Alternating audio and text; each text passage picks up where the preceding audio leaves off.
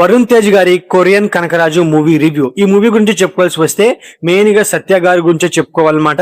ఎందుకంటే ఈ మూవీలో సత్య గారి కామెడీ టైమింగ్ అనేది వేరే లెవెల్లో వర్కౌట్ అయింది.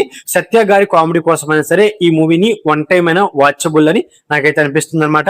ఇంకోటి ఏంటంటే ఈ మూవీ డైరెక్టర్ గారు సత్య గారితో పాటు హీరోయిన్ వరుణ్ తేజ్ గారిని, విటిపి గణేష్ గారిని అండ్ అలాగే బుల్ రాజు, సో వాళ్ళ కామెడీ టైమింగ్ కూడా వాడుకొని ఉంటే ఈ మూవీ అనేది కామెడీ పరంగా వేరే లెవెల్లో వర్కౌట్ అయ్యేది. అండ్ అలాగే ఈ మూవీలో కామెడీ సీన్స్ కూడా అంత బలమైన ఎంటర్టైన్మెంట్ అయితే ఇవ్వలేదని చెప్పుకోవచ్చు అనమాట. ఇక ఈ మూవీలో హర్రర్ ఎలిమెంట్ కి సంబంధించి ఏ సీన్ వర్కౌట్ అవ్వలేదు. సో ఆ హర్రర్ మీద వచ్చే సీన్స్ ను కూడా అంత సస్పెన్స్ గాను ఎగ్జిక్యూట్ చేయలేకపోయారు మన డైరెక్టర్ గారు. మెయిన్ గా ఈ మూవీలో మన డైరెక్టర్ యొక్క రైటింగ్స్ ఏ పూర్గా ఉంది అని చెప్పుకోవచ్చు అనమాట. అండ్ అలాగే మన డైరెక్టర్ గారు ఈ మూవీ స్టార్టింగ్ నుంచి ఎండింగ్ వరకు ఈ మూవీని ఒక ప్రెడిక్టబుల్ వే తీసుకెళ్లిపోవడం కాస్త డిసప్పాయింట్మెంట్ లా నాకైతే అనిపించింది. ముఖ్యంగా క్లైమాక్స్ పోర్షన్ ని ఏదో ఏ వీడియోతో మమ్మ అనిపించారే తప్పించి ఒక మంచి కాన్సెప్ట్ తో మూవీని ఎండ్ చేస్తుంటే క్లైమాక్స్ అయినా మూవీని ఎంతో కొంత కాపాడేదని చెప్పుకోవచ్చు అన్నమాట. అండ్ అలాగే ఈ మూవీకి బ్యాక్గ్రౌండ్ స్కోర్ వచ్చిన మన తమన్ గారు, ఆ బ్యాక్గ్రౌండ్ స్కోర్ ఎక్కడో విన్నట్టుగా ఉంది అనుకున్నప్పటికీ బట్ బ్యాక్గ్రౌండ్ స్కోర్ అనేది చాలా బాగా వర్కౌట్ అయిందని చెప్పుకోవచ్చు అన్నమాట.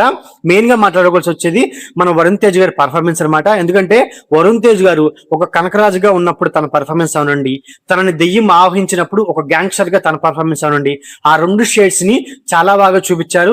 సో ఆయన పర్ఫార్మెన్స్ అనేది వేరే లెవెల్లో ఉంది. మెయిన్ గా ఇంటర్వెల్ పోర్షన్ అనేది చాలా బాగా వర్కౌట్ అయినప్పటికీ స్టార్టింగ్ 30 minutes సెకండ్ హాఫ్ లో మెయిన్ కాన్సెప్ట్ ని అంత ప్రాపర్ గా యూజ్ చేసుకోలేకపోవడం ఇవి ఈ మూవీకి నెగిటివ్స్ అని చెప్పుకోవచ్చు అనమాట.